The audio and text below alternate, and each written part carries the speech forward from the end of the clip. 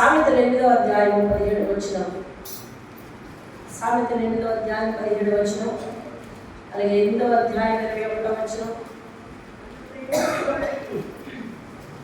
దేవుని వాక్యం ఏం చెప్తుందో చూద్దాం. నన్ను ప్రేమించు వారిని నేను ప్రేమించుచున్నాను, నన్ను జాగ్రత్తగా వెతుకువారు నన్ను కనుగొందురు. 21వ వచనం ఏం చెప్తుంది? నన్ను ప్రేమించు వారిని ఎలాగా ఆస్తికర్తలుగా చేయుదును, వారి నిధులను నింపుదును. దేవుని స్తోత్రం కలుగుతాను. నిధులు నింపుతాను, ఆస్తిని పెంచుతాను. ఈరోజు మానవ ప్రయత్నం ఆస్తి పాస్తులను పెంచుకోవటానికి, అవసరతలు తీర్చుకోవటానికి. ఏమండి రాజేష్, ఉద్యోగం ఎందుకు చేస్తున్నాము? అవసరతలు తీర్చబడాలమ్మా, బ్రతకాలి కదా అంటాం, అంతే కదా. అది అవసరతలు తీర్చబడటానికి, మనకున్న సంతానాన్ని ఆస్తి పాస్తులు కూర్చోబెట్టడానికి మన ప్రయత్నం, మానవ ప్రయత్నం. ఇందులో మనం ఎంతో శ్రమ పడుతున్నాం, ఇందులో మనం ఎంతో అరిగిపోతున్నామా లేదో చెప్పండి. మన శ్రమలంతా దారిపోస్తున్నామా లేదో చెప్పండి. దారిపోస్తున్నాం, శక్తిని దారిపోస్తున్నాం, చెమట కాలుస్తున్నాం కదా, చెమట కాలుస్తున్నాం. ఇవన్నీ మనకి సంబంధించిన పనులు. మనము మన అవసరతలు మనం తీర్చుకోవడానికి ఎంత తాపత్రయపడుతున్నాం, మన అక్కర్లు మనం తీర్చుకోవడానికి తాపత్రయపడుతున్నాం, మనం సంతృప్తిగా జీవించడానికి తాపత్రయపడుతున్నాం. కానీ దేవుడు అక్కడ ఒక సొల్యూషన్ చెప్పాడు. నన్ను ప్రేమించకుండా, నా కోసం నువ్వు ఆలోచించకుండా, నీ పరుగు ఏదైతే ఉందో, ప్రయాసంతో పరిగెట్టే పరుగు ఏదైతే ఉందో, అది నిన్ను ఆస్తికర్తగా చేయలేదు, నీ నిధులను నింపలేదు. నన్ను ఎవరైతే ప్రేమిస్తారో, నన్ను ప్రేమించడం అంటే, దేవుని ప్రేమించడం అంటే ఏమి? దేవుని మాటలు, దేవుని కట్టడలను ఎవరైతే గౌరవించి వింటారో, దేవుని మాటలు ఎవరైతే వింటారో, అదేనా నీ అక్కరలాగనే, నీ అవసరతలాగనే దేవుని అవసరత మీద, దేవుని పరిచర్య మీద ఎవరైతే దృష్టి పెడతారో, వింటున్నావా? అది దేవుని ప్రేమించడం కదా. మన పిల్లలు ప్రేమించడం అంటే ఏంటి చెప్పండి మీరు? ఎత్తుకొని తిప్పడమా? చెప్పండి. నా కొడుకు ఎంత పెద్దోడు అయిపోయాడు, ఎత్తుకొని తిప్పగలనా? మరి అతన్ని నేను ప్రేమించాలంటే ఎలా చేయాలి? తన అవసరతలు తీర్చాలి, తన ఇష్టాలు తెలుసుకోవాలి, తనకి ఇష్టమైనట్టుగా నేను నడుచుకోవాలి. అలాగే తను నన్ను ప్రేమించాలి, నా కొడుకు నన్ను ప్రేమించాలి. అతను నన్ను ఏం చేయాలి? నన్ను ఉయ్యాలనుకుంటున్నా ఏం చేయాలి? అమ్మకు నచ్చినట్టుగా నడుచుకోవాలి. అమ్మకు ఏది సంతోషకరమో అది చేయాలి. అదా అమ్మ మాట తూచా తప్పకుండా వినాలి. అప్పుడు నేను నా కొడుకును ప్రేమిస్తున్నట్టు, కొడుకు నన్ను ప్రేమిస్తున్నట్టుగా అర్థమవుతుంది. ఇదే ఫార్ములా దేవుని విషయంలో అప్లై చేయి. దేవుని నువ్వు ప్రేమిస్తున్నావంటే వాట్ యు మీన్? దేవుని మాట వినవా? What you mean? దేవుని ఇష్టాలను కనుగొనవా? What you mean? దేవుని అక్కర, దేవుని పరిచర్య మీద దృష్టి పెట్టవా? దేవుని ఎందుకు ఎన్నుకున్నాడు? ఆయన మాట వినుటకు, ఆయన పని చేయుటకు, ఆయన సాక్షిగా ఉండుటకు. దేవుని స్తోత్రం. ఆయన నిన్ను ఎందుకు ఎన్నుకున్నామా? ఆయన మాట వినుటకు, ఆయన పని చేయుటకు, ఆయన సాక్షిగా ఉండటకు. ఆయన మాట వింటున్నానండి, ఆయన పని చేస్తున్నానండి, ఆయన సాక్షిగా ఉండట్లేదు అని అంటే దేవుడు ఎంతమందో ఒక మూల ప్రేమించలేదు. ఆయన సాక్షిగా ఉంటున్నానండి, ఆయన మాట వింటున్నానండి, ఆయన పరిచర్య చేయలేకపోతున్నానండి, దేవుడు ప్రేమించలేదు పూర్తిగా. లేదండి, ఆయన మాట వింటున్నాను, ఏమండి ఆయన సాక్షిగా నేను ఉంటున్నాను, ఆయన పరిచర్య చేస్తున్నాను, ఆయన మాట వినడమే నాకు కొంచెం కష్టంగా ఉందండి అంటే నువ్వు దేవుడిని ప్రేమించలేదు. దేవుడిని ప్రేమించాలంటే ఒక ఫుల్ఫిల్మెంట్, సంపూర్ణత ఎలా వస్తుంది? ఆయన మాట వినాలి, ఆయన పరిచర్య చేయాలి, ఆయన సాక్షిగా జీవించాలి. దేవుని స్తోత్రం. దేవుడు నీకు ఏదో ఒక రక్షణ సాక్ష్యం ఇచ్చి దేవుడు నిన్ను రక్షించుకుంటే నీ సాక్ష్యాన్ని గట్టిగా మోసేసుకొని పెట్టులో పెట్టేసుకుని ఎవరికి చెప్పకుండా నీ బ్రతుకు నువ్వు బ్రతికేస్తున్నావు, నా ఆస్తి నేను సంపాదించేసుకుంటున్నాను, నా నాకు ఎన్ని అప్పులు నేను తెలిసినట్టు మీకు, ఆ అప్పులన్నీ నేను తీర్చుకుంటున్నాను, వాటి కోసం ఎంత ప్రయాసపడాలో తెలిసినట్టు మీకు, ఎన్ని ఓడీలు చేయాలో తెలుసా, ఓటీలు చేయాలో తెలుసా నువ్వు అనుకుంటే దేవుడికి ఇచ్చిన సాక్ష్యం దేనికి? దేవుని మీద ప్రేమ వ్యక్తం చేసే ఒక మార్గాన్ని నువ్వు మూసేస్తున్నావే. దేవుడు నిన్నెందుకు ఎన్నుకున్నాడు తెలుసా? నువ్వు స్తుతిస్తావని, నువ్వు ఆయన మాట వింటావని, ఆయన పరిచయం చేస్తావని. సరే, పరిచర్యలో వేలు పెట్టకపోతే దేవుడు నిన్ను ప్రేమించింది ఎందుకు? దేవుడు నిన్ను ప్రేమిస్తున్న మీద దేవుడిని ప్రేమిస్తున్నట్టు నువ్వు ఎలా రుజువు చేసుకుంటావు? సరే, దేవుడు నిన్ను తన బిడ్డగా ఎందుకు చేసుకున్నాడు? తన మాట వింటావని. అరే, తన మాటే వినకపోతే అసలు ఎవరు వింటారు? తన సొంత బిడ్డలు వినకపోతే ఎవరు వింటారు? తన మహిమ చూపించి, తన ఆశ్చర్యకార్యాలు చేయించి నిన్ను ఒక గుణవంతునిగా, ఒక బలవంతునిగా, లేకపోతే ఒక ఆరోగ్యవంతునిగా, లేకపోతే ఒక మంచివారిగా లేదా మంచివారిగా నిన్ను రక్షించుకుంటే లోకంలో నుంచి, లోకంలో ఉన్న పాపం యొక్క శాపం యొక్క ఫలితం నీ మీద పడకుండా నిన్ను రక్షించుకుంటే నువ్వు వచ్చి ఆయన మాట వినను అంటే దేవుడిని ప్రేమించేది ఎట్లా? మనము నడుస్తున్నాం, మనము దేవుల్లోనే ఉన్నాం, అబ్సల్యూట్లీ కరెక్ట్ ఇది. కానీ దేవుని మాటను నువ్వు శిరస వహించకపోయినా దేవుడు నువ్వు ప్రేమించలేదు. దేవుని పరిచర్యలో వేలు పెట్టకపోతే నువ్వు దేవుని ప్రేమించలేదు. దేవునికి సాక్షిగా నువ్వు ఉండకపోతే, నీ సాక్ష్యాన్ని ఇతరులకు చెప్పి రక్షించకపోతే దేవుని నువ్వు ప్రేమించలేనట్టు లెక్క. కాబట్టి దేవుడు మనం ఏం చేయాలి తెలిసిన? సంపూర్ణంగా ప్రేమించాలి. దేవుని స్తోత్రం. హల్లెలూయా. దేవుడు మనం ఏం చేయాలి? సంపూర్ణంగా ప్రేమించాలి. మనకున్న దాంట్లోనే ప్రేమించాలి. అర్థమవుతుందండి? బైబిల్లో ఇద్దరు స్త్రీలు ఉన్నారు. నేను వారిని మీకు పరిచయం చేస్తాను. చాలామంది ఉన్నారు. సమయానికి తగినట్టుగా నేను ఒక ఇద్దరిని పరిచయం చేస్తాను. షూనేమీరాలు మీకు తెలుసు కదా, ఆమె ఎక్కడ ఉంటుంది? 2వ రాజుల గ్రంథం 4వ అధ్యాయం 8వ వచనం నుంచి 17వ వచనం వరకు ఉంటుంది. వినండి, వాక్యాన్ని అలా పట్టుకోండి. నేను మీకు మాటల్లో చెప్తాను. దేవుని వాక్యంలో ఆమె ఏం చేసిందంటే, ఆమె ఆ గ్రామంలోనికి వచ్చుచూ పోవచ్చున్న దైవజనుడిని ఏమండి పిలిచి, మీకు ఆతిథ్యం ఇస్తారండి, రండి మా ఇంటికి అని అడిగింది. దేవునికి స్తోత్రం చెప్పండి. హల్లెలూయా. తీరా ఆయన వచ్చాడు. వచ్చిన తర్వాత వచ్చి వెళుతూ ఉంటే తన భర్తతో మాట్లాడింది. మీరింటికి వెళ్ళాక మనకున్న సమయం తక్కువ కాబట్టి ఆ తక్కువలో నేను మీకు గురించి చెప్పేది ఆత్మీయ పాఠాన్ని మీకు వారం సమయం ఉంది కాబట్టి వారం సమయంలో ధ్యానించండి. తన భర్తతో మాట్లాడింది. మన ఇంటికి వచ్చి చెప్పుకోవచ్చున్న దైవజనుడు భక్తిగల దైవజనుడులా ఉన్నాడు కాబట్టి ఆయన అవసరం తీర్చుటకు మనము మన మేడ మీద ఒక గది, చిన్న గది కట్టిద్దాము, అందులో దీపస్తంభాన్ని పెడదాము, అందులో ఒక బల్ల పెడదాము, ఒక మంచం వేద్దాము.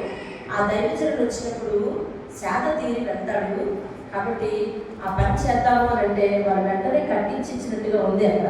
అంటే భర్త భార్య చెప్పండి ఇద్దరు కలిసి ఏం చేశారు? దేవుని పరిచర్య చేశారు. దేవుని స్తోత్రం. అసలు ఆ దైవజనుడు వారు ఎందుకు పిలిపించినట్టు? దేవుని పేరులే కదా, లేకపోతే దైవజనుడికి సంబంధం ఏమిటి? లేదు. దైవజనుడు దేవుని సేవ చేస్తున్నాడు కాబట్టి, దేవుణ్ణి ప్రేమించేవారు కాబట్టి, దేవుని అక్కర్లు తీర్చాలనుకున్నారు కాబట్టి, దేవుని పరిచర్యలో వేలు పెట్టాలని అనుకున్నారు కాబట్టి ఆ దైవజనుని ప్రేమించి దైవజనునికి కావలసిన సౌకర్యాలన్నీ కూడా సమకూర్చారు. అవునా? అవును. వాళ్ళు ఒక గది కట్టించి ఇచ్చారు అంటే వారు ఆస్తి పనులేదే కదా, ఎంతో కొంత.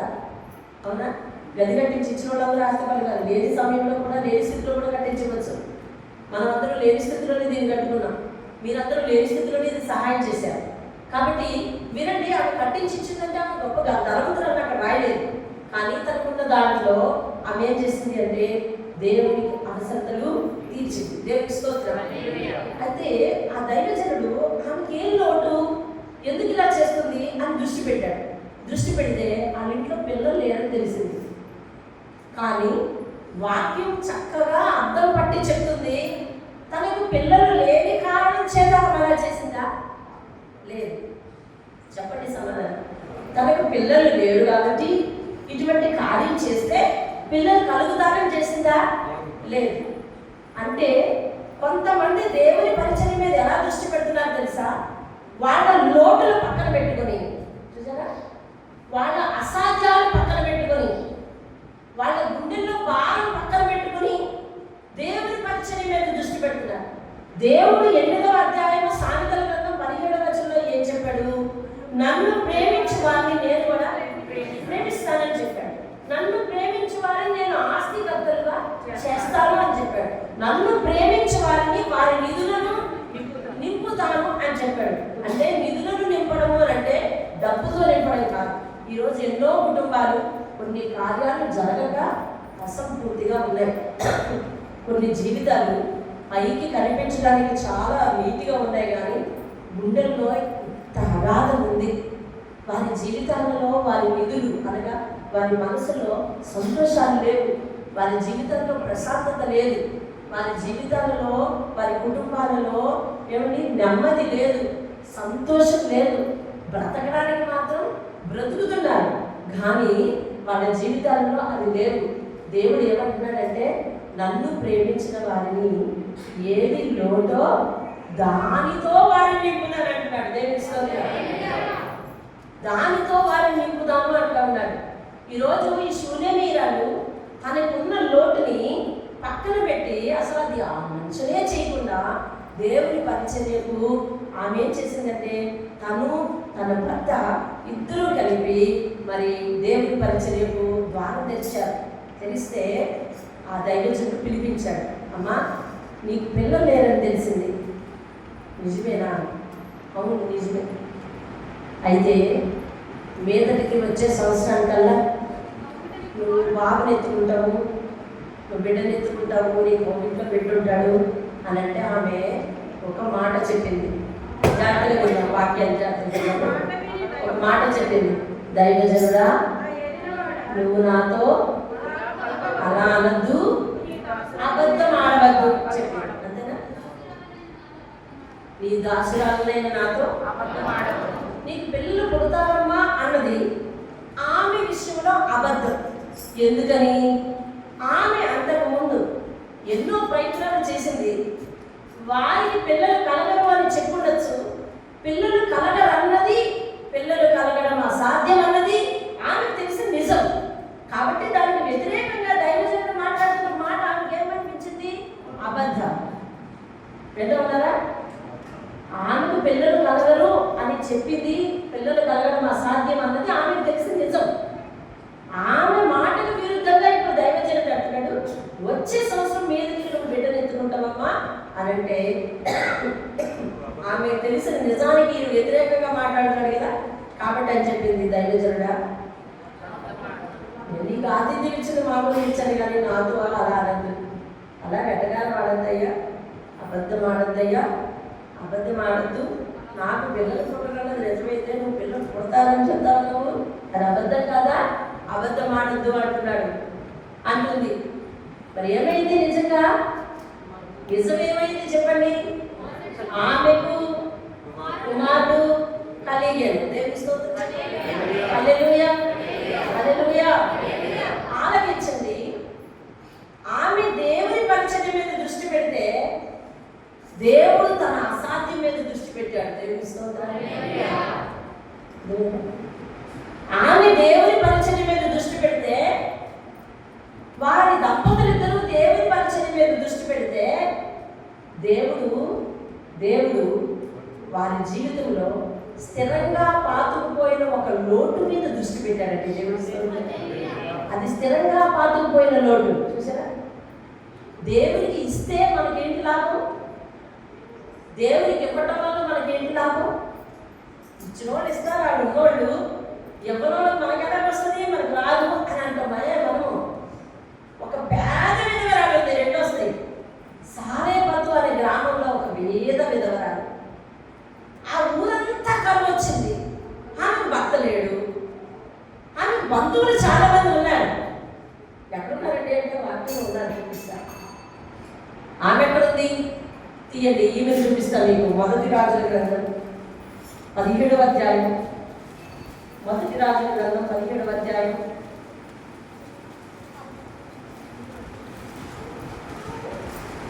జాగ్రత్తగా మీరు మీ సమయాలను వెచ్చించి దేవుడి సన్నిధికి చాలా ప్రయాసపడి వస్తున్నారు. వచ్చిన తర్వాత మీ సమయాన్ని వ్యర్థం చేయకుండా దేవుని వాక్యాన్ని చాలా ధ్యాస ఉంచి వింటారని నేను అందరినీ మనవి చేస్తున్నాను. వినండి. ఎక్కడది? 17వ అధ్యాయం 9వ వచనం చూడండి. 8వ వచనం 8వ వచనం. అంతటి యెహోవా వాక్కు అతనికి అనగా ఎవరికి? ఏలియా అను దైవ సేవకునికి ప్రత్యక్షమై నువ్వు సారేపత్ అనే గ్రామం వెళ్ళు, అక్కడ నిన్ను పోషిస్తాను అని దేవుడు చెప్పాడంట. అందుకని ఏలియా ఎక్కడికి వెళ్ళిపోయాడంటే సారేపత్ అనే గ్రామానికి వెళ్ళిపోయాడు. చూడండి 9వ వచనం. నిన్ను పోషించుటకు అచ్చటనున్న ఒక విధవరాలికి నేను సెలవిచ్చింది. అందుకతను లేచి సారేపతులకు పోయి పట్టణపు గవి యొద్దకు రాగా ఒక విధవరాలు అచ్చట కట్టెలు ఏరుకున్నట్టు చూచి ఆమెను పిలిచి త్రాగుటకే పాత్రతో కొంచెం నీళ్లు నాకు తీసుకురామని వేడుకొనెను. ఆమె నీళ్లు తాగుతుండగా అతను ఆమెను మరలా పిలిచి నాకు రొట్టె ముక్కలు నీ చేతితో తీసి కొని రమ్మని చెప్పాను. అందుకని నీ దేవుడైన యెహోవా జీవముతోడు రొట్టెలో పట్టెడు పిండి గుడ్డెలో కొంచెం నూనె నా యొద్ద ఉన్నవే కానీ అప్పము లేదు, అప్పం ఒక్కటైనను లేదు. నేను చావక ముందు నేను ఇంటికి పోయి వాటిని నాకు నా బిడ్డలతో సిద్ధం చేసుకోవాలని కొన్ని గుడ్డలు ఏరుకున్నట్టుగా వచ్చింది అని ఆమెతో చెప్తే ఏలియా అంటున్నాడు, భయపడవద్దు, పోయి నీవు చెప్పినట్లు చేయము. అయితే అందులో నాకు ఒక చిన్న అప్పము మొదట చేసి నా యొద్దకు తీసుకొని రాము. తరువాత నీకును నీ బిడ్డకును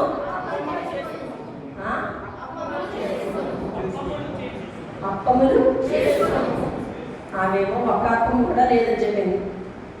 అంటే అప్పము అంటే ఒక పెద్ద సైజులో ఉన్న రొట్టె కాదు, అంత సరిపడ పిండి లేదు, ఒక అప్పానికైనా రాదు. కానీ కొంచెం పట్టెడు పిండి, ఎంత నూనె ఉంది. ఆమె బిల్డింగ్ కట్టించింది కాబట్టి ఆమె ధనవంతురాలని మనం అనుకుంది. కానీ ఈమె కడు బీద విధవరాలు. చనిపోవాలని ఎందుకు అనుకున్నారు? అసలు ఊళ్ళో అప్పుకుంటుందా? పుట్టలేదు. చనిపోవాలని ఎందుకు నిర్ణయించుకున్నారు? ఊళ్ళో మన వాళ్ళు ఎవరు లేరా? ఉన్నారు, చేప దిగలేదు. చనిపోవాలని ఎందుకు నిర్ణయించుకుంటున్నారు? బ్రతకటం చాలా కష్టమైపోతుంది కాబట్టి. చావు నిర్ణయం ఎందుకు తీసుకుంటుంది? నిజమా? చావు నిర్ణయానికి ఎందుకు వచ్చింది? అందరూ ఉన్నా కానీ ఆనందం దొరకలేదు, ఆహారం లేదు, దేశంలో కరువు రాజ్యం వెళ్తుంది, పేదవాళ్ళని ప్రేమించి ఎవరు సహాయం చేయరు. కాబట్టి ఆమె మరణించడానికి నిర్ణయం తీసుకుంది. పుల్లలు ఏరుకున్నద్దామని వెళ్తే అక్కడేమో దైవజనుడు ఎదురయ్యి కొంచెం మంచినీళ్ళు పట్టడం అంటే ఏడడం మానేసి వెళ్ళి ఏం చేసింది?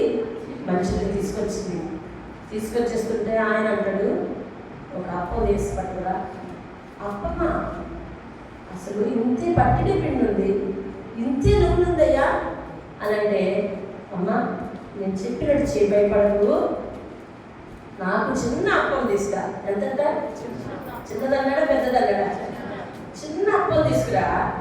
ఆ తర్వాత నువ్వు పోయి మీ అబ్బాయికి నీకు అప్పములు చేసుకో అంటున్నాడు. దేవుని స్తోత్రం. 15వ వచనం చదువుతారు. ఇశ్రాయేలుల దేవుడైన యెహోవా సెలవిచ్చి ఉన్నాడు.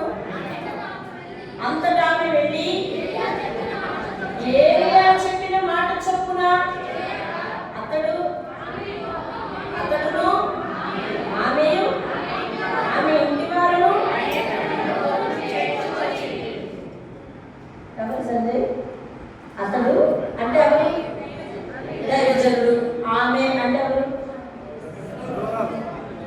విధవరాలు.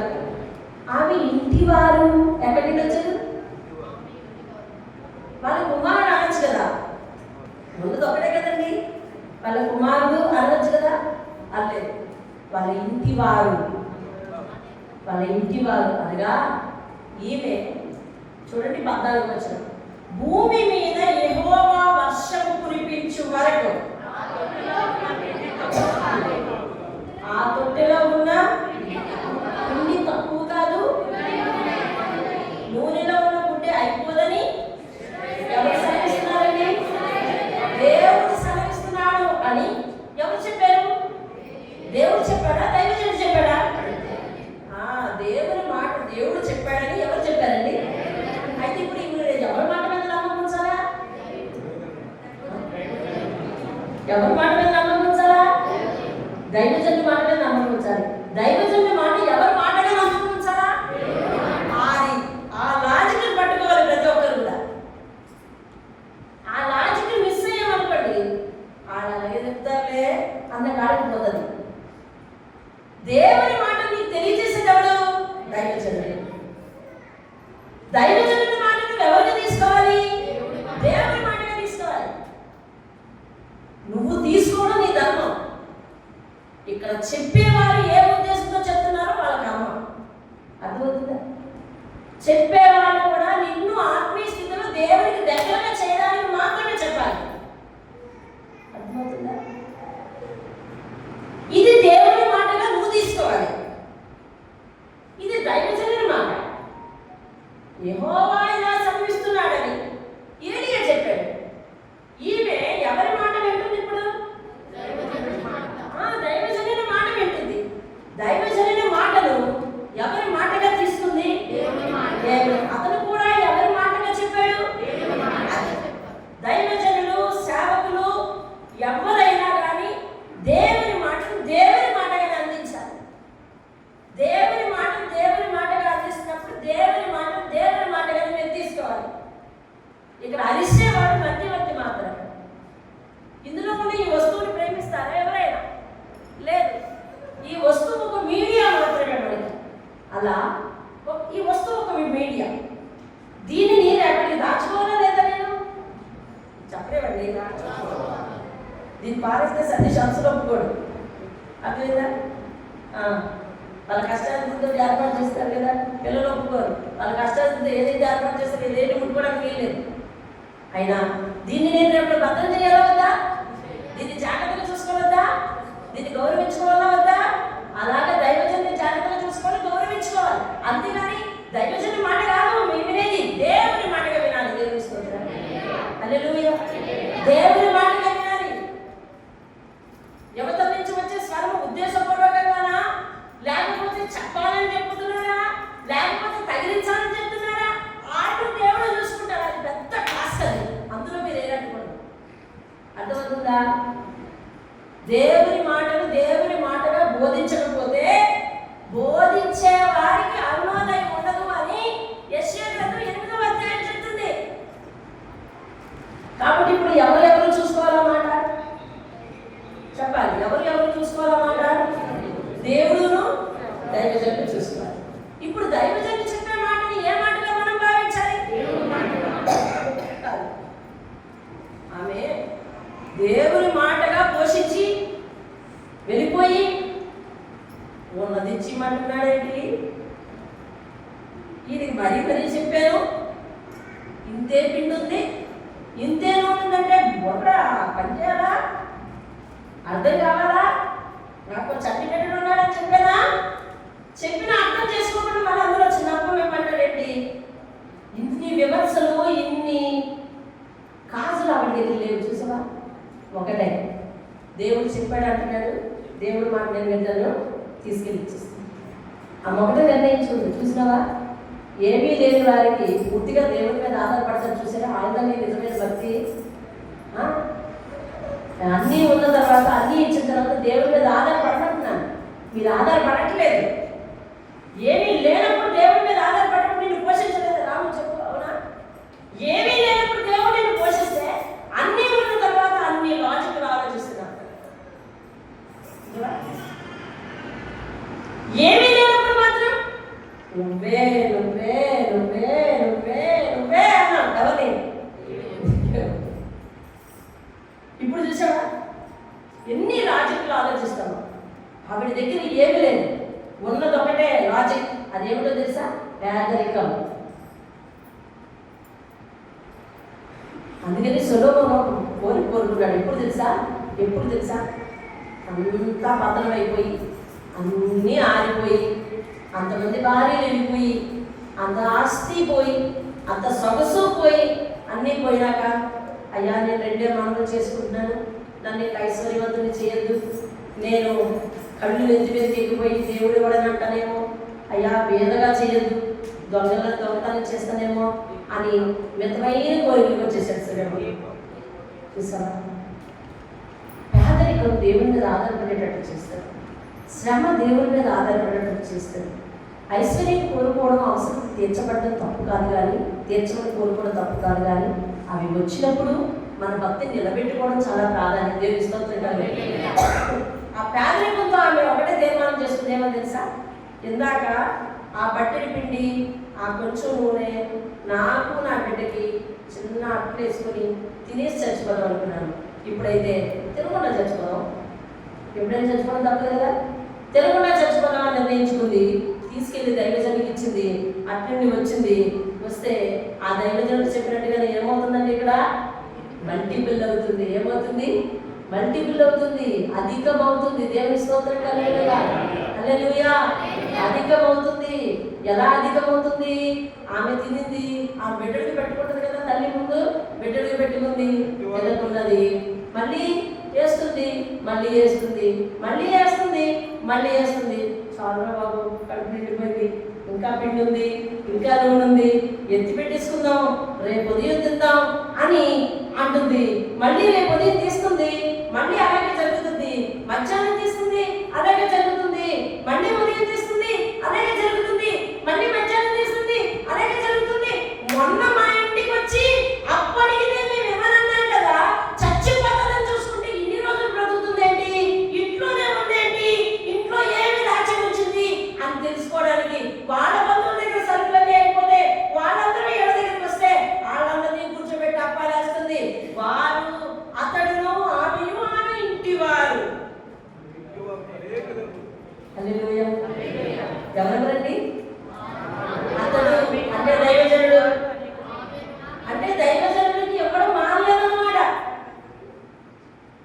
దైవజనుడు చూసావా ప్రయాతి ఎలా పేర్చిందో, అతడును, ఆమెయు, ఇంటిగా అందరూ ఎక్కడి నుంచి వచ్చారు చూసావా. మనం చచ్చిపోతానంది కదా, కృష్ణ చచ్చిపోతానందా, మొన్న చచ్చిపోతానన్నది తలుపులు వేసుకుని ఇంట్లో వేసి ఎలా పోషించబడుతుంది. ఏం జరుగుతుంది? ఈ ఆలోచించే లోపల ఆ దగ్గర అయిపోయి దేవుని వాక్యాలు అన్నీ రాయలేదు, కానీ పరిశుద్ధాత్మ జ్ఞానంతో ఆలోచించమని చెప్తారు. ఈ ఆలోచించే లోపల వాళ్ళ దగ్గర అన్నీ అయిపోయి వచ్చేది. అక్కయ్య చిన్నమ్మ అనుకుని వచ్చేది, చేసి పెడుతుంది. దేవుని స్తోత్రం.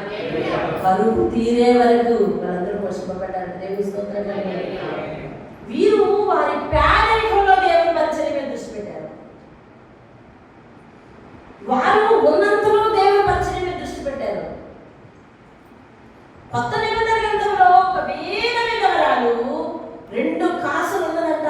ఆ 2 కాసులు ఉంచుకోకుండా దేవుడికి ఇచ్చేసిందంట. ఇచ్చేస్తే దేవుడు యేసయ్య కానుకల పెట్టి దగ్గర కూర్చొని ఆయనే స్వయంగా చెప్తాడు ఏమనంటే, ఈమె తన జీవనమంతయు నాకు ఇచ్చేసింది అని. దేవుని స్తోత్రం. హల్లెలూయా. ఈరోజు దేవుని ప్రేమించడం అంటే మనం దేవునికి ముందు ఆస్తి కాదు కదా, డబ్బు కాదు కదా, కానుకలు కాదు కదా, ఏమంటే ముందు మన సమయాన్ని ఎక్కడైపోతున్నాం. దేవునికి నీ సమయాన్ని ఇచ్చి మహిమపరచాలి. దేవునికి నీ సమయాన్ని ఇచ్చి మహిమపరచాలి. చూడండి దేవుని వాక్యం ఏమని చెప్తుందో. 1 సమూయేలు గ్రంథం 2వ అధ్యాయం 30వ వచనం.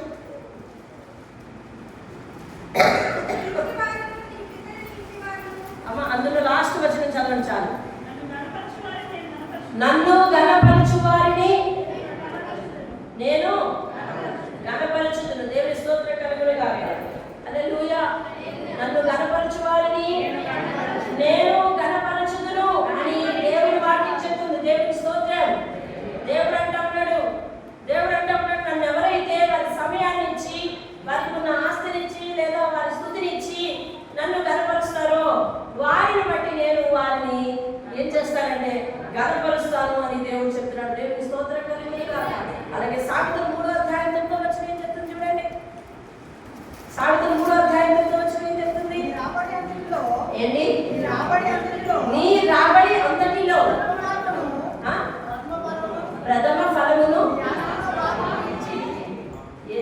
చెప్తున్నారు?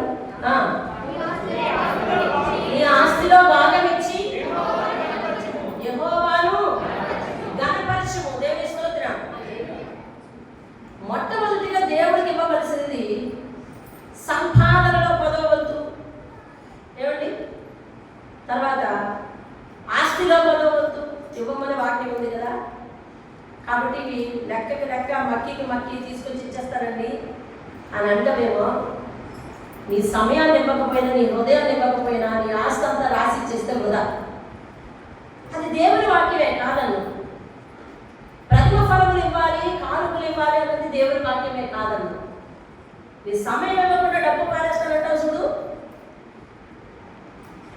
నీ సమయం ఇవ్వకుండా, నీ హృదయాన్ని మార్చుకోకుండా డబ్బు పారేస్తానంటావు చూడు. దేవునికి అలాంటి కానుక అవసరం లేదు. దేవునికి అలాంటి కానుక అవసరం లేదు. ఆ శూన్య వీరాలు దేవుని అవసరాన్ని తీర్చింది. దేవుడు ఒక మాట చెప్తే దానికి ఏమన్నా తెలుసా? నాతో అబద్ధం ఆడవద్దు అని అడిగినా మళ్ళా దేవుని మాట మీద ఏమిచ్చింది? నమ్మకం వచ్చింది. దేవుని స్తోత్రం. నీకున్న దాంట్లో నువ్వు దేవుని మాట వినే స్థితికి నువ్వు రాకపోతే, దేవుని మాటను అంగీకరించే స్థితికి రాకపోతే, నీ పరిస్థితులు నువ్వు బేరీజు వేసుకుని నువ్వు వాదనాడే వ్యక్తివైతే, దేవుని మాటకు వ్యతిరేకంగా మాట్లాడే వ్యక్తివైతే దేవుడు నీ జీవితాన్ని ఎలా మారుస్తాడు? విను ఒక మాట. సారీపత విధవరాలను రక్షించడానికి ఎవరు లేరు. వారి బంధువులందరూ ఆమె తృణీకరించారు. కాబట్టి దైవజనుని దేవుడు ఏం చేశాడు? ఆ ప్రార్థనని నడిపించాడు. ఇప్పుడు చెప్పు, సారీపత విధవరానికి ఆశీర్వాదం ఎక్కడి నుండి వచ్చింది? దేవుని దగ్గర నుంచే. ఎలా? సేవకుని ఆకలి తీర్చడం వల్ల. నీ ముందు ఒక దేవుని పని ఉన్నప్పుడు దాని మీద నువ్వు దృష్టి పెట్టకపోతే నీకు ఆశీర్వాదం ఎలా వస్తుంది? నీ ముందు దేవుని పరిచర్య ఉన్నప్పుడు నువ్వు పరిచర్యలో చెయ్యి పెట్టకపోతే నీకు ఆశీర్వాదం ఎలా వస్తుంది? నీ ముందు ఉన్నదే కదా అది. అవునే కదా? చెప్పండి. నీ ముందు ఉన్నదే కదా. సారీపత విధవరాలకు ముందుగా ఒక సేవకుడు ఉన్నాడు, ఆకలితో ఉన్నాడు. ఫస్ట్ ఆఫర్ ఇవ్వమంటున్నాడు. మొట్టమొదటి వేసినట్టు ఏమని అన్నాడు? మీరు తినేసి తీసుకురండి అన్నాడా? లేదు. ఫస్ట్ వేసినట్టు ఇమ్మా, తర్వాత వేసుకోపో, ఎందుకంటే నీకు తీరకూడదండి. దేవుడు ఇస్తారు. మొదటి నువ్వు దేవుడి పని చూసావు అనుకోండి, నీకు తర్వాత తీరకూడదు. తిరిగి లేకుండా దేవుడు చేస్తాడు, సమృద్ధిగా దేవుడు చేస్తాడు, కరువు లేకుండా దేవుడు చేస్తాడు. దేవుడు వాక్యం చెప్తుంది, నేను చెప్పింది కాదు. దేవుడి వాక్యం చెప్తుంది. అలాగ శాంతి 3:9 ఏం చేసావు? నీ ఆస్తిలోను నీ సంపాదనలోను ప్రథమ ఫలం ఇచ్చి దేవుని కనపరచు. ప్రథమ ఫలం, తొలి ఫలం. మా నాన్నగారు చనిపోయారు, మీకు తెలుసు.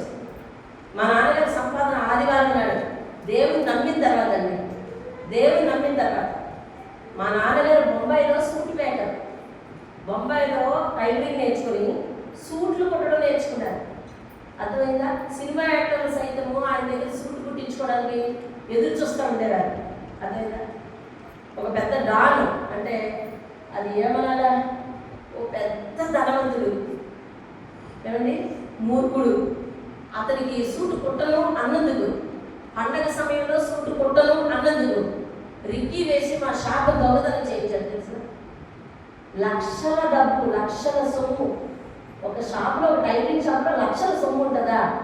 5 లక్షల ఖరీదైన బట్టలు విశాఖ నగరంలో నడిగొడ్డులో అల్లిపురం జంక్షన్లో నాకు 3 సంవత్సరాల వయసప్పుడు మా షాప్ ఎంత షాప్ తెలిసిందండి? ఒక షాపులో ఉన్న సరుకు 5 లక్షల ఖరీదు చేసే సరుకు తెలుసా? 6 మిషన్లు.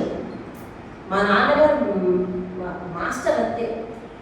5గురికి వృద్ధి కల్పించేవారు, 5 కుర్రాలను పోషించేవారు. అర్థమవుతుందా? అంత దేదీప్యమానంగా ఉన్న మా పరిస్థితిని పండగ సమయంలో సూటు కుట్టను అన్నందుకు ఆ రిక్కీ వేసి మొత్తం షాప్ దొంగతనం చేయించేస్తే ఏమండి, ఒకేసారి కుదేలైపోయి ఈ అప్పులు ఎలా తీర్చాలని మా నాన్న మెంటల్ టెన్షన్ పెట్టేసుకొని అన్నం తినడం మానేసి, ఏమండి, పూర్తిగా ఫుల్గా తాగడం నేర్చుకుని, అప్పటికే ఉంది ఇంకా నేర్చుకుని, డబ్బులు ఎక్కువైపోయింది ఇంకా నేర్చుకుని, ఫ్రెండ్స్ అంటే ఎవరో కాదు, మళ్ళీ మా పెద్దమ్మ కొడుకులే, వాళ్ళందరికీ పోయడం నేర్చుకుని అవన్నీ అయిపోయింది. ఎప్పుడైతే దొంగతనం అయిందో ఎవ్వరు కూడా మా దగ్గరికి రాలేదు. ఎంతవరకు నాన్నతో మీటింగ్ చేసి నాన్నతో తాగిన వాళ్ళందరూ కూడా ఎవరు రాలేదు. ప్రతిరోజు మా ఇంటికి వచ్చి తాగుతూ ఉంటే మా అమ్మ వంట చేసి పెడతా ఉంటే తిని వెళ్ళిపోయిన వాళ్ళు దొంగతనం అయిన తర్వాత ఎవరు రాలేదు. ఎప్పుడైతే ఒంటరిగా మిగిలిపోయాడో మెంటల్గా అరెస్ట్మెంట్ అయిపోయి చాలా డీలా పడిపోయి ఇంకా విపరీతమైన తాగేసి నాన్న బీభత్సం అయిపోయిన ఆ వ్యక్తి 20 సంవత్సరాల తర్వాత 20 సంవత్సరాలు పడ్డవండి ఆ టార్చర్, అప్పుతో టార్చర్. 20 సంవత్సరాలు బ్యాంక్ అప్పు మమ్మల్ని వేధించింది. 20 సంవత్సరాల తర్వాత దేవుని నమ్ముకున్నాక మా నాన్నగారు ఆదివారం చర్చికి వెళ్ళడం మొదలుపెట్టాక మా నాన్నగారి సంపాదన రూపాయి. ఎప్పుడు దేవుని నమ్ముకున్నాక ఆదివారం మానకుండా చర్చికి వెళ్ళేటప్పుడు మా నాన్నగారి సంపాదన రూపాయి. అర్థమైంది? ఆ రోజే తిండికి ఉండేది కాదు, ఆ రోజే ఏమీ ఉండేది కాదు. కానీ ఉదయాన్నే ఖాళీ కడుపుతోనే చంటి పిల్లతో సైతం అందరినీ తీసుకుని చర్చికి వెళ్ళి మళ్ళా ఇంటికి వచ్చేటప్పుడు మమ్మల్ని ఇంటికి దేపెట్టి మా నాన్నగారు కృష్ణగుడి దగ్గరికి వెళ్ళేవాళ్ళు. ఎవరైనా వస్తే తీసుకొస్తానని చెప్పి, ఏదైనా ఎవరైనా చింపు కుట్టించుకుంటే రూపాయి, అంతే కదా. ఎవరైనా అలా కుట్టించుకోవడానికి వస్తే ఆ రూపాయి ఇచ్చినట్టు వెంటనే షాప్ క్లోజ్, ఇంటికి తీసుకెళ్ళాలి రూపాయి. పక్కనే మాకు ఎవరైతే షాప్ అదిగించారో చిన్న కొట్టుగది, ఆ పక్కనే కిరాణా షాప్, అక్కడికి వెళ్ళి ఆ రూపాయి ఇచ్చి చిల్లర మార్చి ఏమంటే అందులో 10 రూపాయలు 10 పైసలు ప్రార్థన చేసి, రూపాయికి ప్రార్థన చేసి 10 పైసలు ప్రార్థన చేసి మళ్ళీ కొట్లో దేవుడికి 10వ వంతుకి డిబ్బి పెడితే అందులో 10 పైసలు వేసేసి అప్పుడు 90 పైసలు వెనక్కి తీసుకుని వచ్చి అప్పుడు బ్యాగ్ కొని అప్పుడు మా ఇంటికి తీసుకొచ్చి వాళ్ళు తెలుసా ఆటో చూసారా? రూపాయి కొట్టుకు తీసుకెళ్ళి చిల్లర మార్చి దాన్ని షాపులోకి తీసుకొచ్చి ప్రార్థన చేసి అందులో 10 పైసలు తీసి డిబ్బీలో వేసి అప్పుడు మార్కెట్ చేశారు. నీ జీవితంలో అలాంటి సీక్వెన్స్ ఉందా? అలాంటి మనసు ఉంటుందా? Even though you have a phone pay ఉన్నా కూడా ఈ రోజుకి దేవునికి ఖచ్చితంగా 10వ వంతు పక్కన తీసి ఖర్చు పెట్టుకునే నిబంధన మా నాన్న మాకు నేర్పడారు. మా నాన్న మాకు నేర్పడారు. ఇప్పటికీ స్టిల్ చాలా అవసరతలు మీద పడిపోతున్నా కూడా మా తాహతకు మించిన పనులు చేయగలగడానికి దేవుడు మమ్మల్ని దీవిస్తున్నాడు అంటే అది కారణం అని చెప్పాడు. మొట్టమొదటి అప్పనాకి ఇదే కదా, పసిపిల్లడు ఉన్నాడు అంటే మొట్టమొదటి నీకు ఇవ్వమంటావు అని బాధపడాలి కదా. దేవుని మాటగా తీసుకున్నది ఇచ్చేసిందంతే. ఇంటికి వచ్చిన తర్వాత దీవించబడింది. దేవుని స్తోత్రం కలిగింది. హల్లెలూయా. ఎన్నోసార్లు ఇలాంటి స్థితిలో ఉండి కూడా ఎన్నోసార్లు మేము దైవజనుల చేత పోషింపబడ్డాం. అర్థమవుతుందండి? అలాంటి స్థితిలో కూడా ఏ రోజు కూడా సంపాదనలో ఏ రోజైతే వాక్యం విన్నారో ఆ రోజు నుంచి ఏనాడు కూడా సంపాదనలో 10వ వంతు తీయడం మా నాన్న మానలేదు. ఆఖరికి చనిపోయే ముందు రోజు కూడా మా అమ్మగారిని పిలిచి బైబిల్లో సేవలో వచ్చిన 10వ వంతు డబ్బులు ఉన్నాయి, నా సంపాదనలో 10వ వంతు డబ్బులు ఉన్నాయి, అది అలా పాస్టర్ గారు వస్తారు చేతికి అందించండి. మా అమ్మగారు ఎక్కడ ఉన్నారు, మా అమ్మగారికి ఇచ్చి లెక్క చెప్పి అప్పుడు చేతికిచ్చారు. అప్పుడు బైబిల్లో ఉన్నాయండి. ఇదే జాన్ సుందరం గారు ప్రార్థన చేయడానికి వస్తే, మీకు తెలుసు కదా, జాన్ సుందరం గారు ప్రార్థన చేయడానికి వస్తే జాన్ సుందరం గారు ప్రార్థన చేయించుకుని ఆయన చేత ప్రార్థన చేయించుకుని ఆయన వెళ్ళిపోతున్నాడు. దైవజనులు ఉత్త చేతికి వెళ్ళకూడదని చెప్పి ఆయన ఎక్కడ దాకా నడిచి చేస్తే మళ్ళీ వెనక్కి పిలిపించి మళ్ళీ ఆయన చేతిలో అందులో ఉన్న డబ్బులు తీసి వేరే దాంట్లో 10వ వంతులో చేపట్టినట్టు మళ్ళీ మా నాన్న వేరే దాంట్లో డబ్బులు తీసి ఆయన ఇచ్చి ప్రార్థన, నాన్నగారు మీరు ఈ స్థితిలో ఉన్నారు, మీరు ఈ స్థితిలో నేను పెట్టాలి, మీరు పెట్టకూడదు అని అంటే దైవజనులంటే మీరు వచ్చి ప్రార్థన చేశాక మాకు దీవెలు కావాలంటే మేమే కానుకివ్వాలి అని చెప్పి కానుకిచ్చి ఆయన పంపించి మీ విశ్వాసం గొప్పదండి అని ఆయన కళ్ళని నీళ్ళు పెట్టుకుని ప్రార్థన చేసుకుని వెళ్ళాడు. దేవుని స్తోత్రం కలుగుగా. ఇవన్నీ ఎందుకు చెప్తున్నాను అంటే వారు దేవుని పరిచర్య మీద దృష్టి పెట్టారు, వారు దేవుని మాట విన్నారు, వారు దేవునికి సాక్షిగా ఉన్నారు. దేవుని స్తోత్రం. ఈరోజు సారెపల్లి విధవరాలు మా పేరు బైబిల్లో ఇలా రాయబడ్డానికి కారణం సాక్ష్యం. దేవుడు నీకు ఇచ్చిన సాక్ష్యాన్ని నువ్వు 10 మందితో పంచుకోవాలి. దేవుడు నీకు ఇచ్చిన తలాంతుని 10 మందితో పంచుకోవాలి. అసలు ముందు దేవుడితో నీకు షేరింగ్ ఉండాలి. దేవుడు నా కష్టంలో షేరింగ్ చేసుకున్నాడు, నేను ఆయన అవసరంలో నేను షేరింగ్ చేసుకుంటాను అన్నట్టు ఉండాలి. దేవా నువ్వు నన్ను దీవించు, నేను నీ పని చేస్తానన్న ఒక వడంబడికి ఉండాలి. దేవుడితో ఒక ఒప్పందం ఉండాలి, దేవుడితో ఒక మాట ఉండాలి, దేవుడితో ఒక నియమం ఉండాలి, దేవుడి దగ్గర ఒక సమర్పణ ఉండాలి. దేవుడి స్తోత్రం కలుగునుగాక. సారెపతి విధవరాలికి తీరని లోటు ఉంది, కానీ షీ అవాయిడెడ్. దానిని ఆమె అసలు లెక్కే చేయలేదు, వదిలేసింది. దేవుని పని మీద దృష్టి పెట్టింది. ఆమెకు తెలుసు అది అసాధ్యం అని తెలుసు. కానీ కొంతమంది దృష్టి ఎలా ఉంటుందో తెలుసా? మనకు పిల్లలు లేరు కదా, డాక్టర్లు అయితే అసాధ్యం అన్నారు, కానీ మనం ఈ కార్యం చేద్దామేమో దేవుడు మన పిల్లలు పుట్టిస్తాడేమో.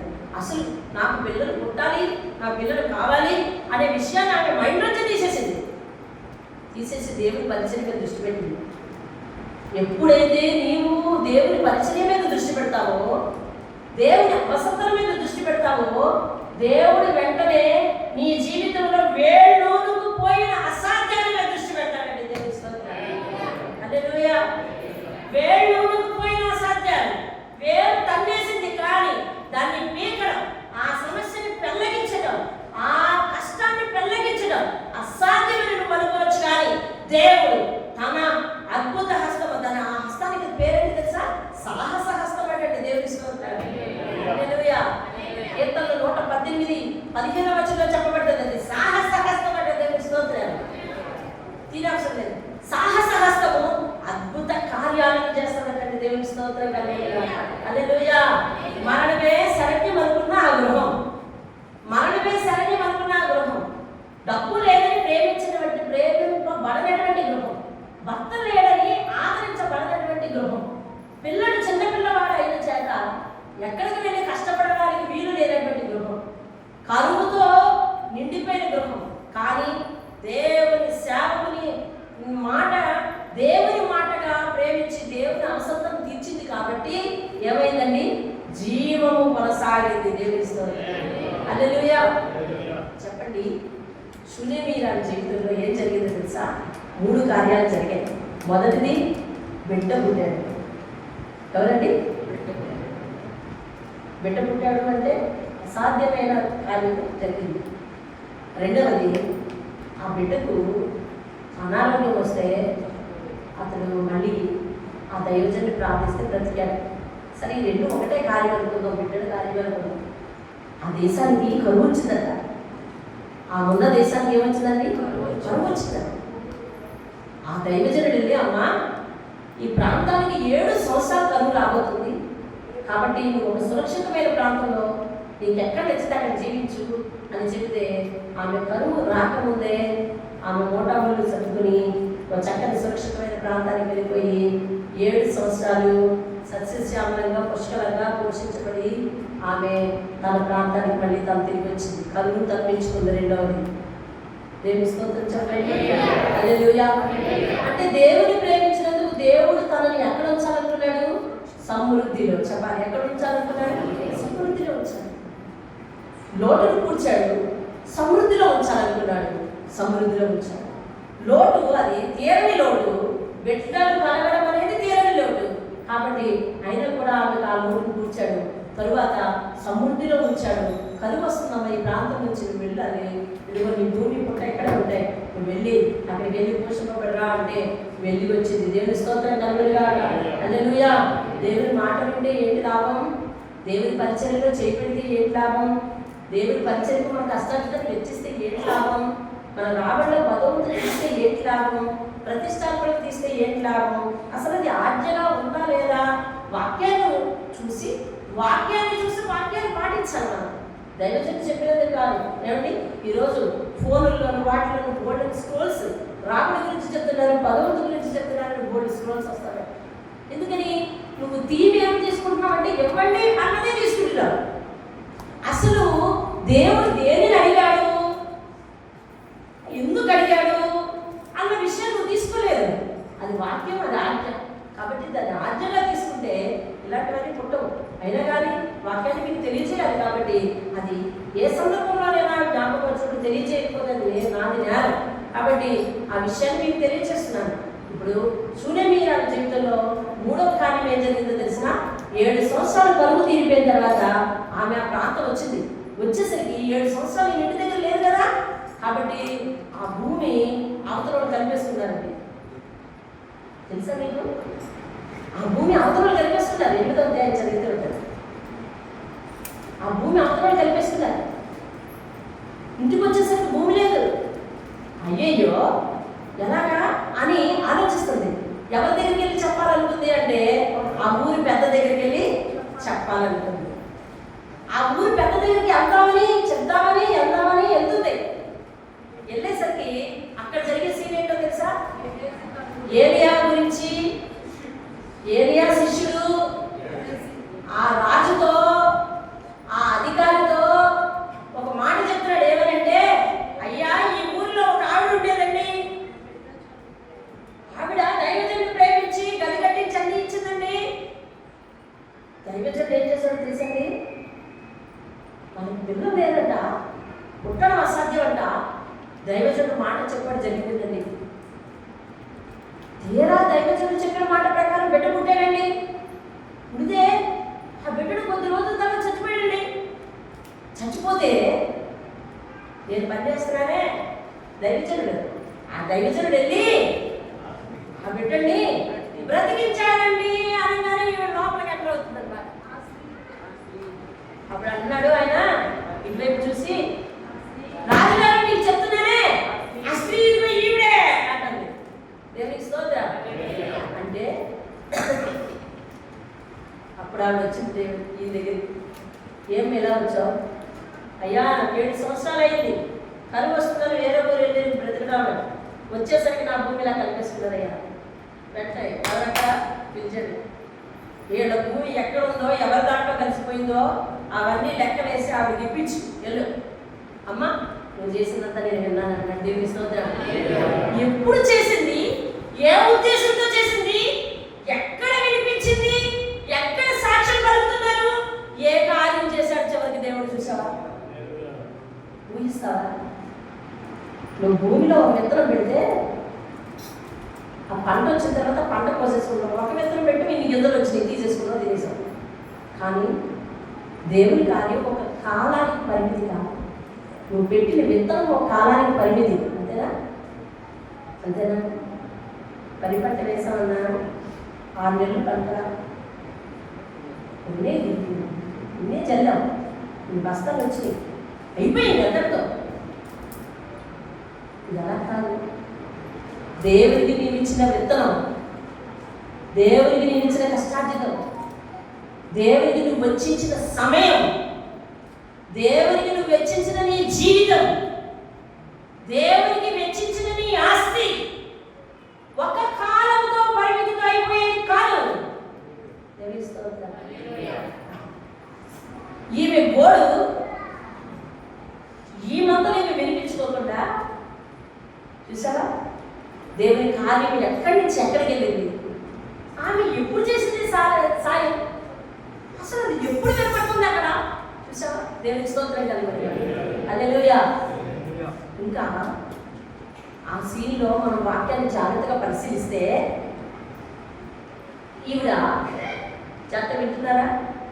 ఈ సునెమీరాలు నా భూమి పోయిందయ్యా అని చెప్పడానికి వెళ్తుంది. అది నువ్వనుకో, అది నువ్వనుకో. అక్కడ న్యాయపీఠం మీద ఆ రాజుగారు ఉన్నారు చూసాము, అతడు దేవుడు అనుకో. మధ్యలో దాసుని శిష్యుడు ఉన్నాడు చూసావా, అతడు పరిశుద్ధాత్ముడు అనుకో. దేవుని స్తోత్రం. నీవు దేవుని కొరకు చేసిన కార్యాలు దేవుని దృష్టిలో ఉంటే పరిశుద్ధాత్ముడు నీ తరపున నీ అవసరాన్ని దేవుని తరపున నీకంటే ముందుగా తీసుకెళ్ళి వెళ్ళవిస్తాడు. దేవుని స్తోత్రం. హల్లెలూయా. మనకంటే ముందు పరిశుద్ధాత్ముడు మన అవసరతను గుర్తించి దేవుని దగ్గర వెళ్ళవిస్తాడండి. దేవుని స్తోత్రం కలుగుతుంది. హల్లెలూయా. దేవునికి ఇచ్చిన వారు ఎన్నడూ కూడా చెడిపోవడానికి వీల్లేదు. అది దేవుని ఓటో. దేవునికి ఇచ్చిన వారు ఎన్నడూ చెడిపోవడానికి వీల్లేదు. నన్ను ప్రేమించిన వారి యెరూషలేమా నీ కొరకు ప్రార్థన చేసిన వారు వర్ధిల్లుదురని దేవుని వాక్యం చెప్తుంది. అంటే దేవుని పరిచయం కొరకు ప్రార్థన చేసిన వారు కూడా పాడైపోయారని చెప్పలేదు వాక్యం. నీ మందిరంలో ప్రవేశించి వారు వర్ధిల్లుదురు అని చెప్తుంది. నీ మందిరంలో ఉన్న సమృద్ధి చేత వారు తృప్తిపరచబడుదురు అని చెప్తుంది 24వ కీర్తన. అంటే దేవుని మందిరము సర్వ సమృద్ధికి నిలయం అండి. సర్వ సమృద్ధిగా ఆయన పాదాల దగ్గర నువ్వుంటే సర్వ సమృద్ధి నీ పాదాల దగ్గర ఉండదని దేవుడు చెప్పిన సత్యం. దేవుని స్తోత్రం. ఆయన పాదాల దగ్గర కుదురుగా కూర్చోవడం నేర్చుకోవాలి. ఆయన మాట వినడం నేర్చుకోవాలి. ఆయన మాటను పాటించడం నేర్చుకోవాలి. ఆయన సేవ మీద దృష్టి పెట్టడం నేర్చుకోవాలి. ఆయన పరిచర్య అవసరం గుర్తించడం నేర్చుకోవాలి. మన సంపాదన వెచ్చించడం నేర్చుకోవాలి. మన జీవిత సాక్ష్యాన్ని ఇతరులతో పంచుకోవడం నేర్చుకోవాలి. దేవుని స్తోత్రం. హల్లెలూయా. నీ సాక్ష్యాన్ని గుప్పిట్లో పెట్టుకోవడానికి ఉంచుకోవడానికి కాదు నీకు అట్లాంటి సాక్ష్యం వచ్చింది. మన సాక్ష్యాన్ని మనం గుప్పిట్లో పెట్టుకొని ఉంచుకోవడానికి కాదు మనకు ఆ సాక్ష్యం వచ్చింది.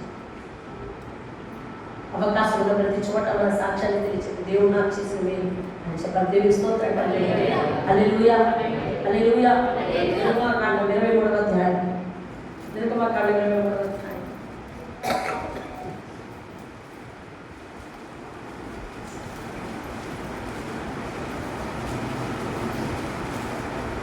పంతొమ్మిదవ వచనం.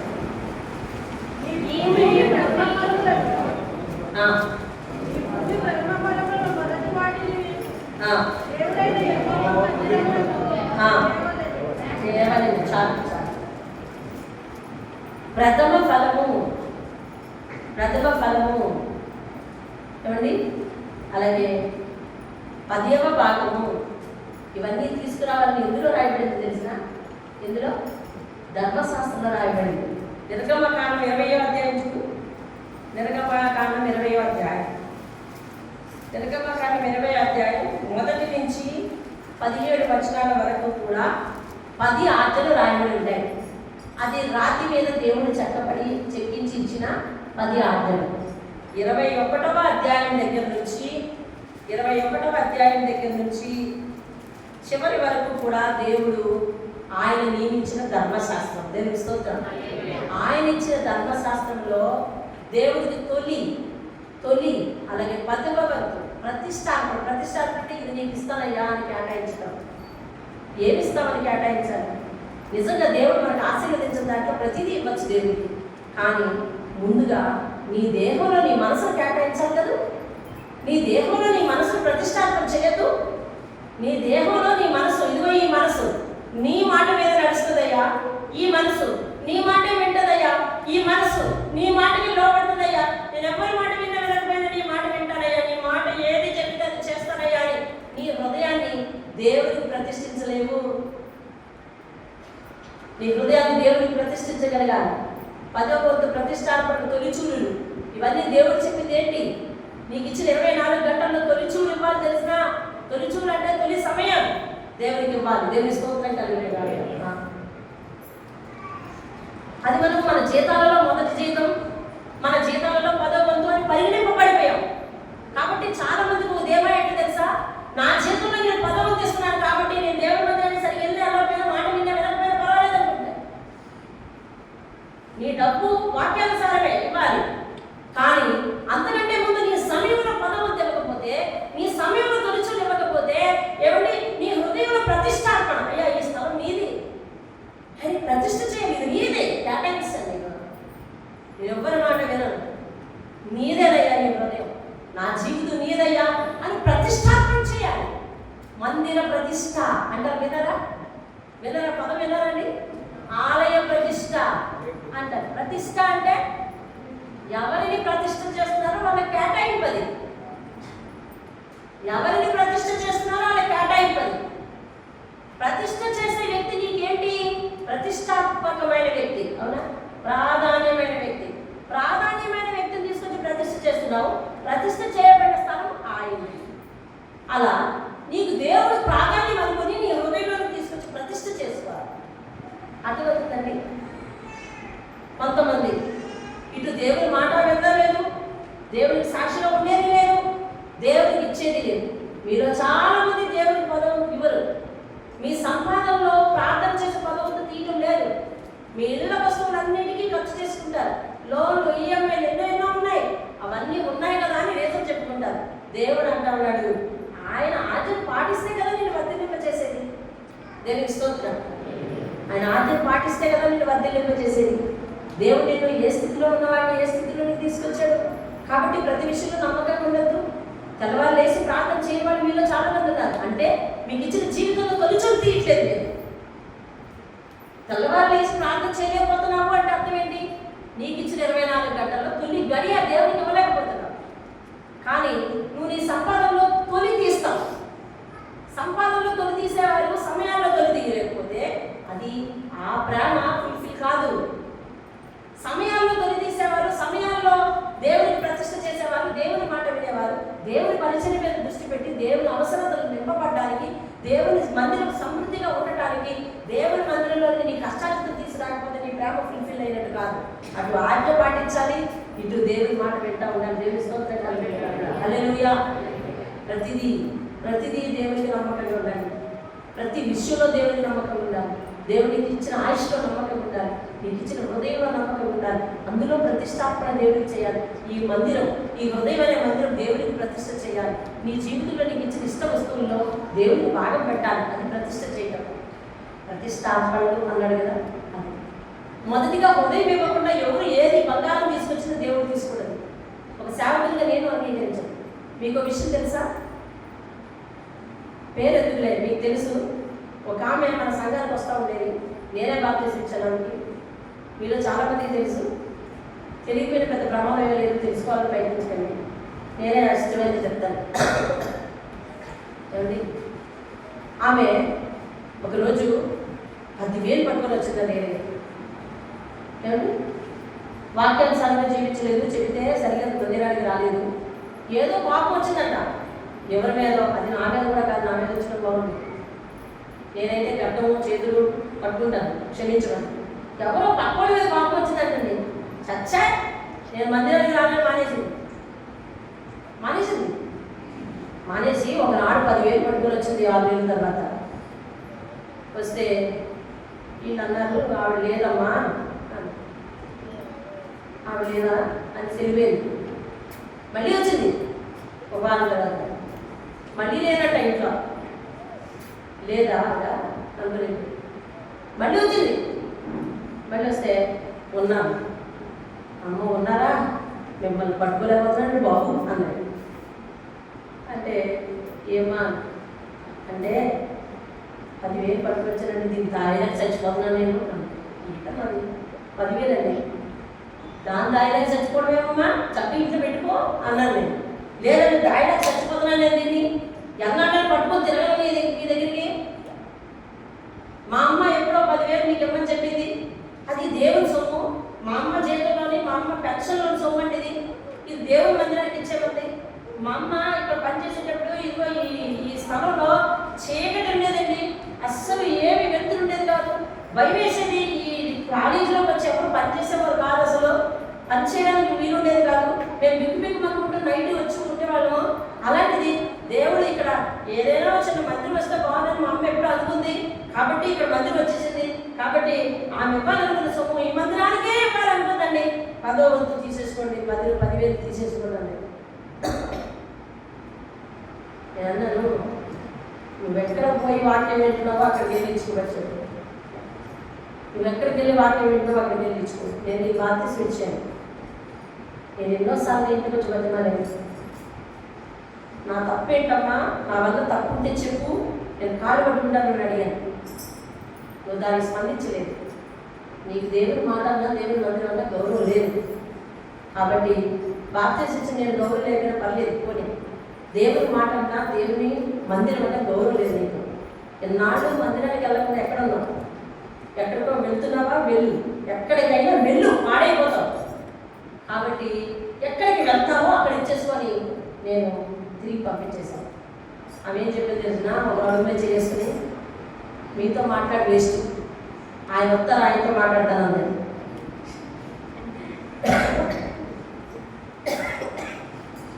పాపం ఈయనన్నప్పుడు వచ్చింది. మళ్ళీ ఈయనున్నాను కూడా వచ్చింది. ఆయన లేదు, మళ్ళీ లేదు. అప్పుడు నేను లేను, ఆయన లేదు. మళ్ళీ వచ్చింది. ఆయన కదా నేను, అమ్మ మిమ్మల్ని పట్టుకోలేకపోతున్నానండి బాబు అంది. మొత్తానికి వచ్చి ఇదండి ఇచ్చేస్తాననేసి ఇదండి. ఈయనకి ఇస్తానంటే, అమ్మ మేము డబ్బుల కోసం సేవ చేయట్లేదు. వచ్చి ఎవరైతే వాక్యాహారం ఇక్కడ తింటారో వారు మాత్రమే వారి కష్టార్జితాన్ని ఇక్కడ వెచ్చిస్తే అది ప్రతిఫలం. అంతకు మించి ఇక ఇంకో మాట లేదు. ఆమె నిర్ణయమే నా నిర్ణయం కాబట్టి ఆ పదవి వద్దు, మీరే తీసుకోండి, మీరే అక్కడ ఇచ్చుకొని. ఇంకెప్పుడైనా నేను మీ మొక్కను చూస్తానేమో చూడండి అనుకుని వెళ్ళాను. ఇంకెప్పుడైనా చిందు తప్పుండి వెళ్ళాను. చూసారా, హృదయం సరిగా లేక అర్పణ ఇస్తానంటే నిజంగా సేవ చేసే వారికి వద్దండి. మాట వినేస్తున్నాను, పరిచయం చేసేస్తున్నాను, పదవంతు ఎవరంటే you are in wrong way అండి. అర్థమవుతుందా?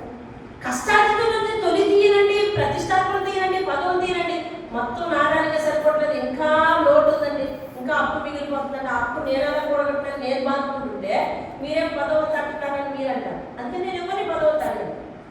నీ సంపాదన నుంచి నువ్వు ఇచ్చి దేవుని కనపరుస్తావా? నీ నోట్లన్నీ ఎలా పుడ్చాలో, ఎంత పట్టిని పిండి, ఎంత నూనె కరువు తీరిపోయేదాకా ఎలా వచ్చిందండి అసలు? దేవుడు తలుచుకుంటే నీ జీవితంలో అద్భుత కార్యాలు చేయగలరు. అర్థమైందా? ఒక పూట తింటే 3 పూటలు తినం మేము. అర్థమైందా? వారానికి ఒక పూట కూరతో తినడం బ్రహ్మాండం మేము. అలాంటి జీవితాలు ఎలా చేయగలడు అంతే. ఆయన ధన సమృద్ధిలో నుంచి మనకి ఇస్తాడు. దేవుని స్తోత్రం కలుగుతుంది. హల్లెలూయా, హల్లెలూయా. దేవుని వాక్యానికి విరుద్ధంగా ఏది చేయలేదు. దేవుని వాక్యానికి విరుద్ధంగా నువ్వు చేయకు, ఆశీర్వదింపబడతావు. దేవుని స్తోత్రం కలుగుతుంది. ఇదే స్థలంలో బోరింగ్ కొట్టించడానికి ఎంతో డబ్బులు ఖర్చు చేశారు ఆయన. అర్థమైందా? ఒక ఆయన చెప్పారు, నేను బోరింగ్ కొట్టించేస్తాను మీకు. సరేనండి, ఫ్రీగా కొట్టించేస్తానంటే మాట్లా పైపు కూడా ఇంట్లో పైపు ఇప్పుకోవడానికి వచ్చేది మాట్లాడినారు. అంటే సరేనండి అని అన్నాం. అని ప్రార్థన చేసి ఎక్కడ కొట్టేయాలో స్పాట్ చెప్పాం. ఆయన ఇంటికి రాడు, ఎదురు చూస్తున్నాం. ఇదిగో ఈ నాన్నగారికి తెలుసు, అందరికీ తెలుసు. అయితే ఆయనకి ఏం చేయాలంట?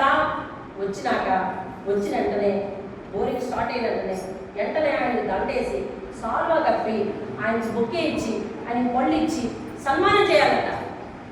అలా చెయ్యాలి, అదంతా ఏర్పాటు చేసుకొని నేను వచ్చి బోరింగ్ కొట్టించేద్దానన్నాడు. అంటే తెలుసా నీకు? తెలుసా? అలా చేస్తే బోరేస్తానన్నాడట. బాబు గుర్తుంది. నాన్నగారు మీకు గుర్తుందా? గుర్తుంది. మా అమ్మగారు గుర్తుంది. మీకు ఎవరికి చెప్పలేనట్టు. అలా చేస్తేనే బోరేస్తాను. ముందు సన్మానానికి రెడీ చేసుకోవాలంటేమో సన్మానం చేసిన తర్వాత ఆయన దండేయాలంట, సాల్వ కప్పాలంట, పళ్ళు ఇవ్వాలంట, పూలు ఇవ్వాలంట. అన్నీ ఇచ్చిన తర్వాత అప్పుడు రైట్ అంటాడంట, బోరింగ్ కొడతాడంట. అంటే మరి మేము వాక్యం ఏం చెప్తున్నాం? దేవుడికి తప్ప ఎవరికి సన్మానం చేయకూడదని వింటున్నాం కదా. కాబట్టి దేవుడికి తప్ప ఎవరికి సన్మానం చేయలేదు.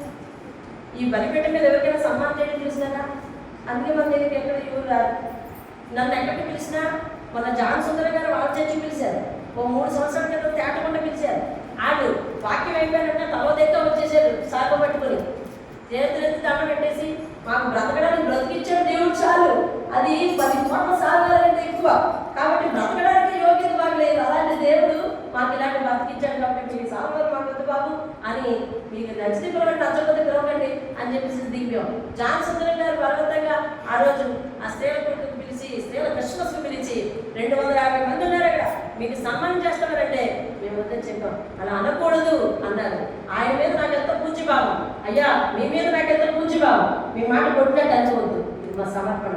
దేవుని వేదిక మీద దేవుడే సన్మానింపబడాలి, మన వద్దు. అయితే మీరు ఎక్కడొద్దు, అది కింద సన్మానిస్తాం రండి అన్నారు. ఆయన వద్దు, దేవుని ఎదుట సన్మానింపబడటానికి మేము తగము, అటువంటి సన్మానం మాకొద్దు. మన జీవితాల ద్వారా దేవుని సన్మానపరచాలి, మన సంపాదన ద్వారా, మన కష్టార్జితం ద్వారా దేవుని సన్మానించాలి, దేవుని అవసరం తీర్చాలి, ఆయన అవసరం మీద దృష్టి పెట్టాలి, ఆయన పరిచయం మీద దృష్టి పెట్టాలి, ఆయన పనుల మీద దృష్టి పెట్టాలి. ఇదిగో దేవుని పట్ల నా కష్టార్జితం ఎంతుందని దేవునికి చెప్పాలి. అప్పుడు దేవుడు నీ లోట్లను, నీ పరిస్థితులను దేవుడు అద్భుతంగా ఎలాగట నిత్యము నిర్ణయంగా ఉండేటట్టు స్థాపిస్తాడంట. దేవుని స్తోత్రం కలుగుతుంది. ఆశ్చర్యకరంగా జ్ఞాపకార్థ సూచనగా చేస్తాడంట. దేవుని స్తోత్రం కలుగుతుంది. ఆయన ఎన్నుకున్న జీవితాలను ఆయన ఎట్టి పరిస్థితుల కింద పడేయబడండి. దేవుని స్తోత్రం. హల్లెలూయా, హల్లెలూయా. విన్న వాక్యాన్ని బట్టి ధ్యానించి మోకరించు, విన్న వాక్యాన్ని బట్టి ధ్యానించి మోకరించు. మీ సంపాదనలో దేవుని వాక్యం విన్న చోట దేవునికి పదవంతు ఇవ్వకుండా, లేదా నీ సంపాదనలో నీ సమయంలో తొలిచూలు తీయకుండా, ఉదయకాల ప్రార్థన లేకుండా, నీ హృదయం నీ మాట దేవుని మాట వినకుండా వేరేదో చేస్తాను అంటే కనుక అది దేవునికి ప్రతిష్టార్పణ, తొలిచూలు, ప్రథమ ఫలాలు, పదవంతులు కానే కాదు. నీ భక్తిని అతి జాగ్రత్తగా చూసుకోవాల్సిన పరిస్థితి ఉంది. దేవుని ప్రేమించేవారు, ప్రేమిస్తున్నాను అని చెప్పేవారు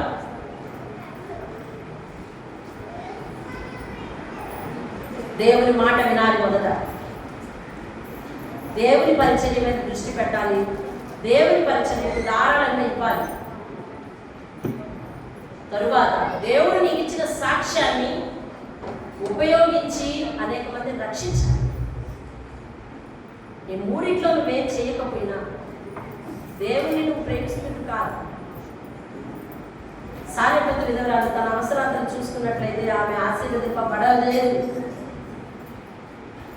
కానీ ఆమె దేవుని అవసరతల మీద దృష్టి పెట్టింది. చావనైనా చేస్తాను కానీ ఆ చావని చెప్పిన వాడు చేసి చచ్చిపోతాను అంటుంది అంతే. కొత్త నిబంధన గ్రంథంలో కారుకుల పెళ్లి దగ్గర కూర్చున్న దేవుడు ఆ వేద విధవరాలు తనకున్న జీవనం అంతని నాకు ఇచ్చింది. నీకున్న విలువైనది నీ సంపాదన, దేవుడు ఇచ్చిన ఆయుష్తో వెళ్తున్నావు వస్తున్నావు. అందులో దేవునికి 10 భాగాలు. దేవుడు ఇచ్చిన నీకు ఆయుష్, దేవునికి తొలి గడియలు. దేవుడు ఇచ్చిన దేహము, దాని అవయవాలు, దాని ఆరోగ్యము, అందులో పిడికడంత స్థలము ప్రతిష్టార్పణగా ఇవ్వకపోతే, ఇవ్వడము నేర్చుకోకపోతే నీ భక్తి సంపూర్ణత కాదు. ఏం విన్నాము దాన్ని బట్టి ఒక నిమిషం ప్రార్థన చేసుకొని నిశ్శబ్దంగా ఉంటాను. ప్రార్థన చేసుకోండి ఒక నిమిషం. ఏం విన్నాము, నీ స్థితి ఏమిటో, నీకు ఇచ్చిన కష్టాలతో నమ్మకం ఉంటున్నామో లేదో, దేవునికి ఇచ్చిన ప్రతి సంపాదనకి పదవంతులు లెక్క కట్టి దేవునికి ఇవ్వగలుగుతున్నామో లేదో, నీకు ఇచ్చిన ఆయుష్లో తొలి చూడు ఉదయకాల సమయాలు దేవుని పాదాల దగ్గర మోకరిస్తున్నామో లేదో,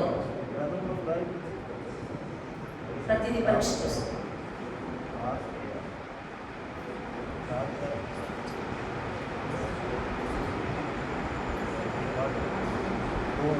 ప్రతి పత్రిక చెప్తూ దేవుడు ఉత్సాహంగా ఇచ్చేవారిని ఉత్సాహంగా దీవించుకుంది. ఉదయకాల సమయంలో నిద్ర అది విలువైనదనుకుని దేవునికి సమయం ఇవ్వవే. నా జీవితాన్ని ఎలా గడిపించుకోవాలో నాకు తెలుసు అని చెప్పి దేవుని మాట వినవే. సంపాదన అలా వాడేస్తాం తప్ప దేవునికి పదవంతు తీయవే. ప్రార్థన చేస్తాం. మహోన్నతమైన దేవా, మీ బంగారు పాదాలు పొందినారు. శూన్యమీరాల్ని సారెపతి విధవరాలను మా ముందు పెట్టి దేవుని విషయంలో దేవుని ప్రేమించడం అంటే ఏంటో మాట్లాడి అటు రీతిగా